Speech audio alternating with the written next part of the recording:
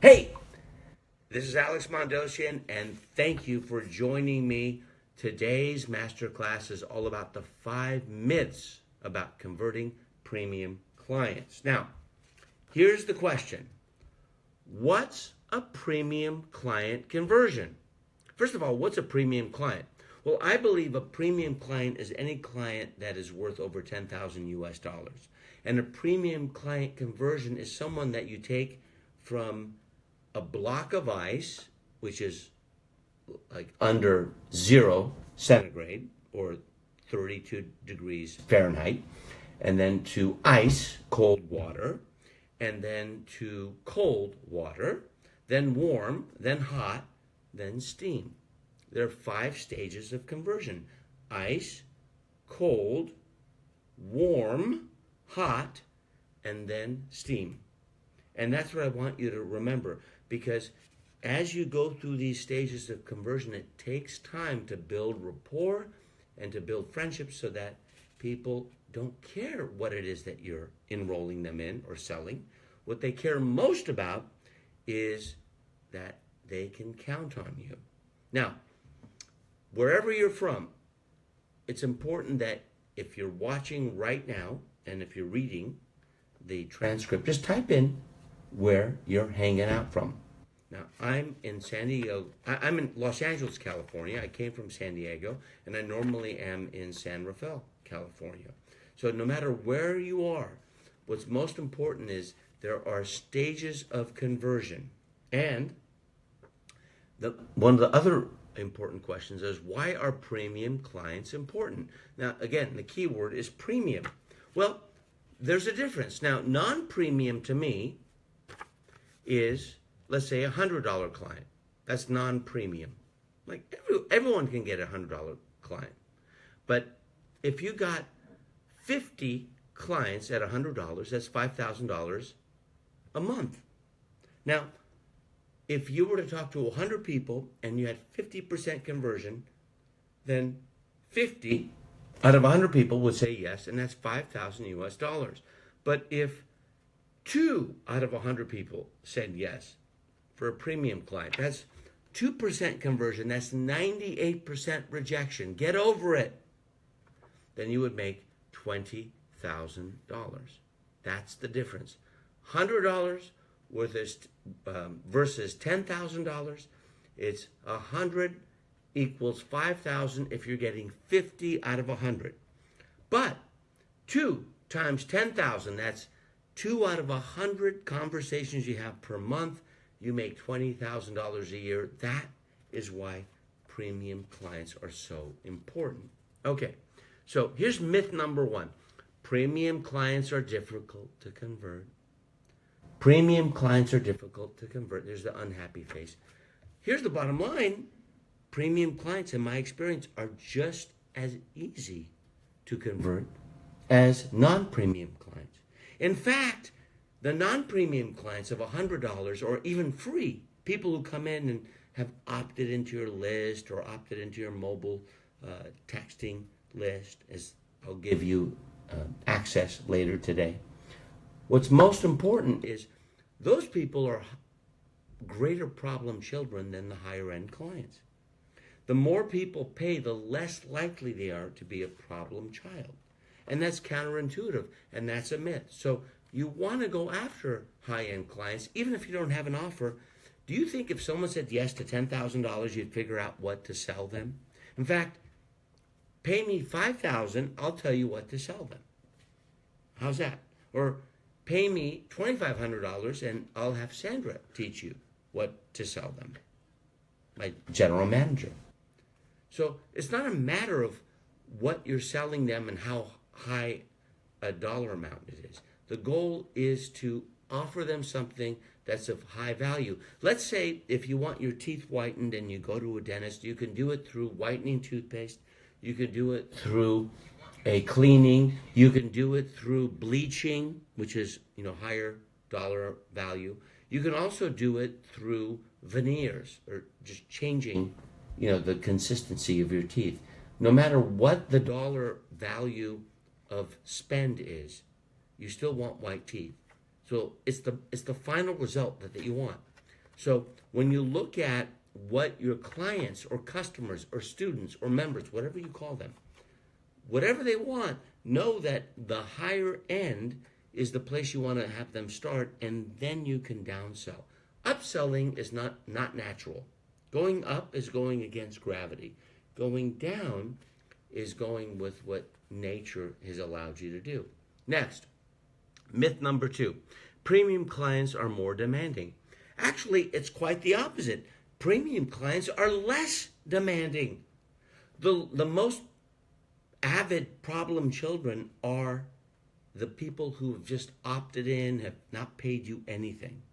The people who have paid you the least amount of money, let's say $100, are more likely to be problem children, meaning more demanding. The higher the dollar value, the less demanding they are. Why? Because they're more responsible. They're willing to spend more money to get the results. And the only thing preventing you from saying yes to them is your self-esteem, is your self-worth. And that's the inner game. And I can help you with that. I can assist you with that. But it's not the topic of this masterclass. Myth number 3. Premium clients are hard to find. That is not true. Premium clients are easier to find because they want a faster, a better, an easier solution. Now, they are harder to find if you don't want to enroll them. They're harder to find if you don't feel that you deserve to express and enroll them into whatever program that you have or may not have. So they're not harder to find. They're easier to find. And then myth number 4, premium clients are biased to gurus. This is not true. Okay, a guru is someone who really knows his or her stuff. A premium client just wants a solution faster, better, and easier at a reliable price point that they can afford and they feel is a quality exchange between what you have to offer and what they're willing to pay. Now, for me, that's $100,000.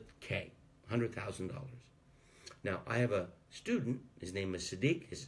He's of Pakistani descent. He has $250,000 clients. They're business owners in Pakistan, which I'm told is supposed to be an emerging nation, third world country. But apparently, he has a higher level of self-worth and self-esteem than I do, like 150% more than I do, because I'm at 100K, that's my highest level, and he's at 250K. So it's not a matter of what you're offering, it's a matter of what you can deliver and what people are willing to pay. Myth number 5, premium clients don't renew. All right, so they paid a lot of money, and so they're not willing to renew. That is bogus. That is a lie. They renew more often. Why? Because there's the concept of RFM, recency, frequency, and monetary value. It's a direct marketing principle that has been intact for the past 100 years. Recency, frequency, and monetary value. The person who purchased the most recent and purchases the most frequent and had the highest monetary value. So someone who was at $10,000 versus $100, the $10,000 person is more likely to renew. Now, don't take my word for it. This is what's true. And if you don't believe it's true, I hope that you and I compete, because I will go to heaven without the inconvenience of dying. Now, here's the key point, and this is one thing that Ryan Dice, a good friend, and he runs and founded the digital marketer business, which runs an event that I just came from, which was in San Diego, which is traffic and conversion. He taught me that business is not about B2B. Business is not about B2C, business to consumer, or B2G, business to government, B2P, business to patient. It's about H to H. It's about human to human. So the one thing that humans have is they know how to rationalize. They know how to put objections and excuses and conditions They know how to put barriers in the way between you and a yes. So know that it's because it's human to human, then you just need to overcome the human condition of an excuse. That's it. H to H can be human to human or heart to heart, as Oscar Rivero has said once. And so I want you to understand that H to H is what business is. Now, 4 costly assumptions responsible for sales rejection. Why don't people like the sale? Because they don't get rejected. They anticipate getting rejected. They fear rejection, right? My son's going through this right now because he's getting recruited by Ivy League schools for rowing because he's a very good rower. And he's anticipating getting rejected from Harvard or Yale or Penn. These are Ivy League schools in the United States. Dartmouth.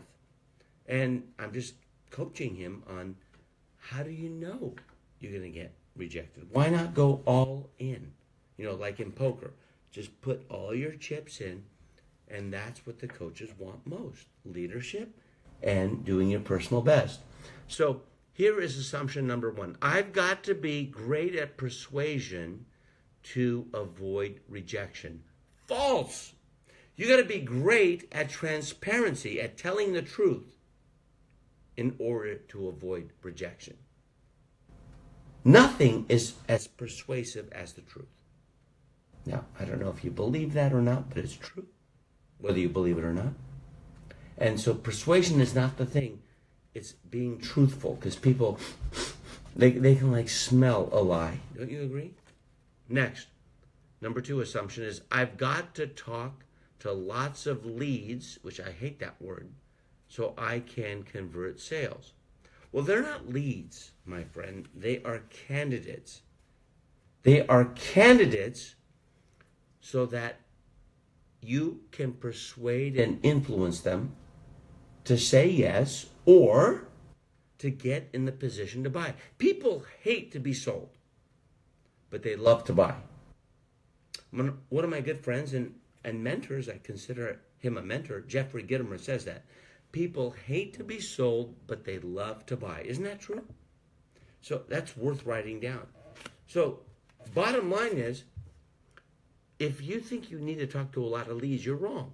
You need to talk to pre-qualified candidates to convert sales. Now, conversion is about taking a block of ice and converting it and melting it to ice water, and then heating it up to warm water, then heating that up to hot water, and then ultimately turning it into steam. Does that make sense? Those are 5 steps of conversion. I've got to make a lot of cold calls and face rejection. Okay? That's what a lot of people think. Now, that's wrong. And Ross, as you're watching right now, thank you for joining us. You can give me a few, plugs of the love signal. Thank you for coming in here. Now, this is a big deal. I've got to make a lot of cold calls. I don't make any cold calls. All the calls come into me. In fact, people come into an application, then they schedule, then they put a deposit down, then they talk to someone prior to me for a discovery session, and then ultimately they talk to me. So I don't make any cold calls. Well, Alex, how do you get people to come through? Well, there's Facebook Live, just like I'm doing now. There are seminars, just like I've done over the years. There are email interactions and referrals that you can get. I mean, let's say you got 100 people to come to a page that had an application, and 50 of those 100 completed the application. And out of the 50 who completed the application, 25 said yes to putting down $150 for a deposit. And of the 50% that said yes to that, 25 total, there's about 20 that showed up to a discovery session. Of the 20 that showed up to the discovery session, 10 said yes to a $10,000 offer. That's $100,000. Do those numbers weigh in? Yes, they do. Do they work? Yes. Sandra, do they work? Absolutely. Yeah, they do. In fact, right now, we don't have 50%. We have 100% conversion this month. Is that true? Yes. 100% conversion. Okay? I'm not expecting that from you, but it is possible. Next, I've got to ask for the sale during the first meeting or I will lose it. Okay, I'm going to be very direct, and I hope my mom is not watching. Bullshit. I love saying that. I could say worse. Why? Why is that just BS? Because you don't have to make the sale on the first conversation. You can set it up so that you go to the next conversation. In fact, if you get the sale on the first conversation, many times it doesn't stick. Now, many sales trainers will go, "Oh, Alex, you're so naive. You don't know what you're doing." Okay, great. I hope you and I compete. WTF, which stands for you know what? The bottom line is you are not ascending this mountain of prosperity. It's a hill. And you go from one hill to the next, and all of a sudden it becomes like Mount Everest. It goes up and down, up and down, up and down. And you're not going to get the sale on the first conversation. Now, many times you will, but sometimes you don't. And you have to hand it to somebody else. So we have a setter who sets the enrollment, and then you have a spiker who spikes the enrollment. Here's the key point. Under $10,000, okay, if you have an offer that's under $10,000, you can do it in one discovery session. That's what DS stands for.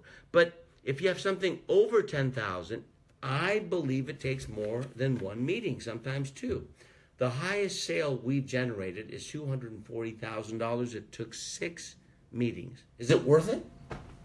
Honestly, is it worth it? It's $40,000 a meeting. Come on. So bottom line is, it doesn't always happen in one meeting. You don't lose the sale in one meeting.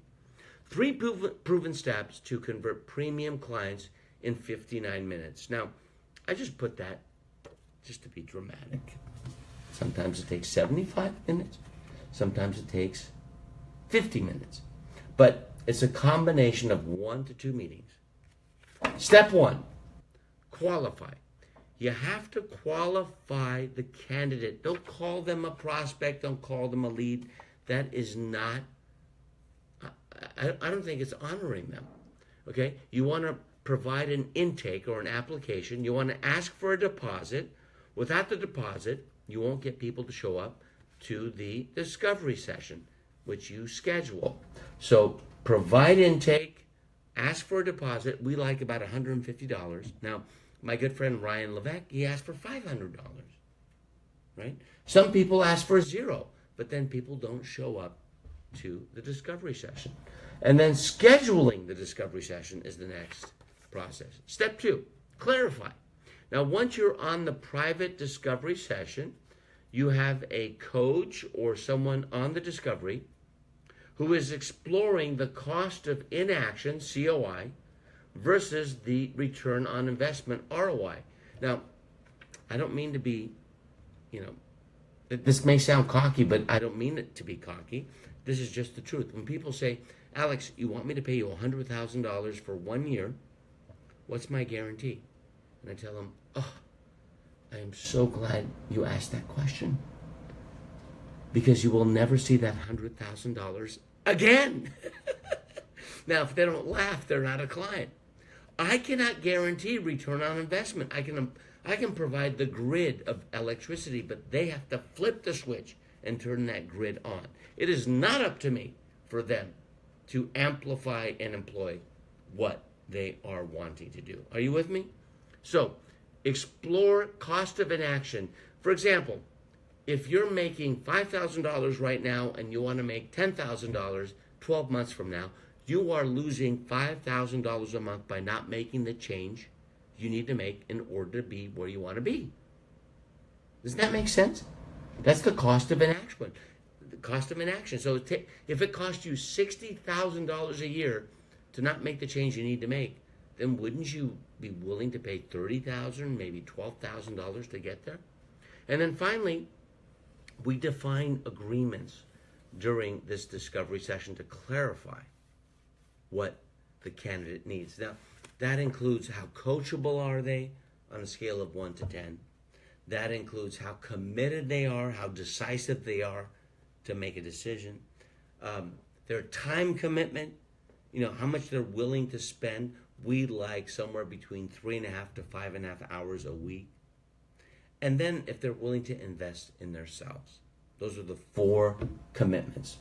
And I have a discovery session template for you if you're willing to watch just for a few more minutes or read for a few more minutes. Here it is. Text the word script to the mobile number 415-980-3555. Our mobile texting application is called Scipio, and my good friend Randy Garn runs it with the people at Scipio. And you probably will get more information about this. It's a 13-question template. Text script to the mobile number 415-980-3555. If you're overseas, you still will get access to it. And then step 3, verify. Now, if you're offering something over $10,000 US, then you want to verify what happened during the discovery session.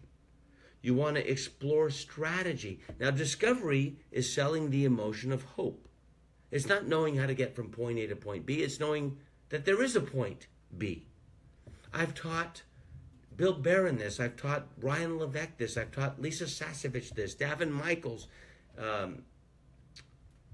Callan Rush, and Justin Livingston. I mean, lots and lots of friends of mine.